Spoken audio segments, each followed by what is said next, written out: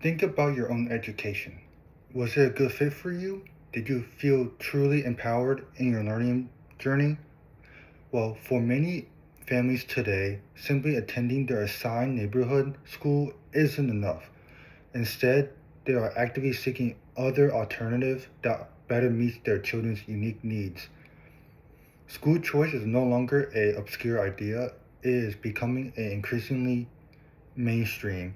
Understanding these policies impact not only parents but also taxpayers, educators, and the future of our entire educational system, especially right here in North Carolina, where changes are happening rapidly. School choice encompassing options are charter schools, voucher programs, and open enrollment has become a significant force in American education. While it is intended to provide families with greater control over their children's learning environment, its implementation presents a unique and complex challenges regarding equality, access, and the broader landscape of public education. This is particularly evident when looking closely at North Carolina's evolving policy. I have spent time researching the growing field of educational policy, and I'm eager to share this information with you today. During this presentation, we will explore three key areas. First, the historical development of school choice in the United States from early desegregation efforts to modern reforms. Secondly, the specific types of school choice options available to families, namely charter school, vouchers, and open enrollment. And finally, the current landscape of school choice policies, specifically within North Carolina, considering their potential impact on equality and segregation. Speaking from first on historical context, school choice initially wasn't about providing alternatives to public schools, but rather ensuring equal access within them. Research by educational scholars such as Jennifer B. Askew noted that the early roots of choice can actually be traced back to the civil rights movement and efforts to desegregate schools between busing programs. These policies, while aiming for equality, often face significant resistance and logistical challenges. Over time, however, the focus shifted from desegregation to parental preferences. These This shift was fueled by growing concerns about failing public schools and a desire for greater localized educational control, a trend that began accelerating rapidly in the late 20th century. According to policy researcher Michael Gilrain, the emergence of charter school at the turn of the 21st century marked a major turning point in North Carolina. The state initially saw the number of charter schools reach a cap of 100 before experiencing a massive growth following the removal of that state cap in 2011. Indeed, charter schools are publicly funded but operate with greater autonomy, allowing for innovative curricula and distinct teaching methods. This movement was soon followed by increased interest in voucher programs, which use public funds to help parents pay tuition at private schools, an open enrollment policy that allows students to attend schools outside their assigned geographic zones. Now that we have looked at the historical evolution of school choice, let's explore the different types of options available to families today, starting with charter schools. As researcher Shelby L. Smith highlights, charter schools are publicly funded schools operated independently and privately funded, with specific missions or focuses. They remain an incredibly popular avenue for school choice today.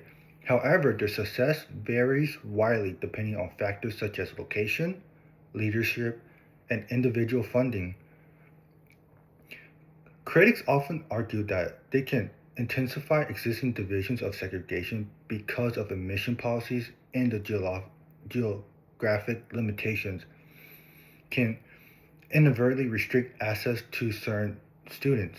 On the other hand, supporters frequently highlight comparative higher student achievement and academia figures when compared to traditional public school.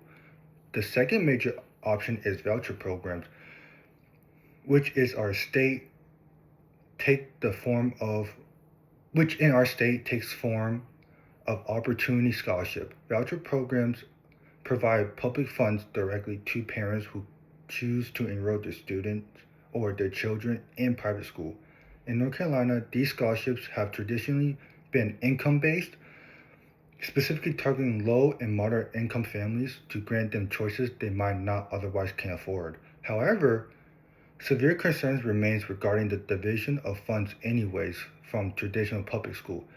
Sociological research by Kendra Bishkoff and Laura Tack cautioned that the growth of private school choices can contribute to racial and social economic stratification within educational systems if it is not carefully monitored. Now that we have examined the general types of choices, let's look at how these policies are playing in our own backyard.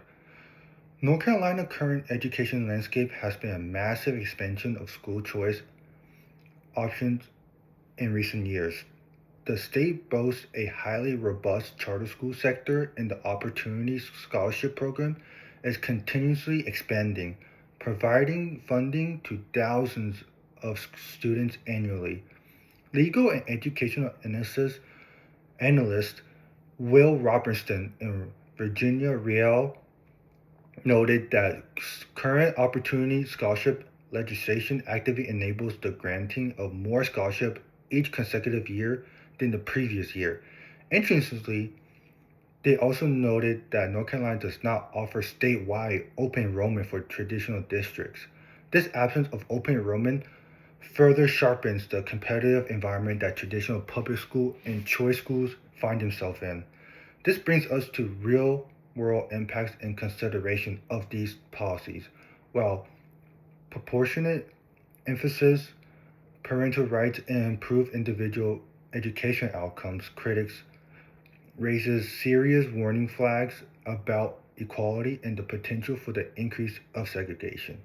This tension is exactly where measures like North Carolina State Bill number 8 comes into play. Senate Bill 8 explicitly sought to make efforts for quote unquote the population of the school to reasonably reflect the demographic of surrounding areas regarding charter schools. Yet, as economist Charles T. Cofferter has noted, meeting these ideals poses extreme practical challenges in the face of changing, increasingly homogeneous neighborhood demographics.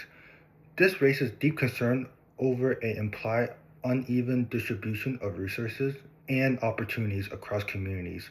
Ultimately, understanding the long term effects of public funding and performance in the face of these measures remain a critical ongoing areas of research. To sum it all up, school choice represents a highly complex intersection of parental rights, educational equality, and allocation.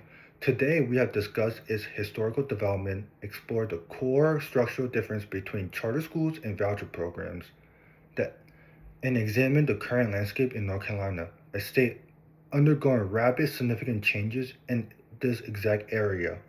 I encourage each of you to stay closely informed about these changes, policies, and actively participate in community discussions about how to best serve all students within our school system.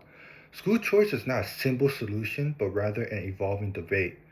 By understanding the nuances of these policies, we can work towards creating a more equitable and effective educational system for future generations.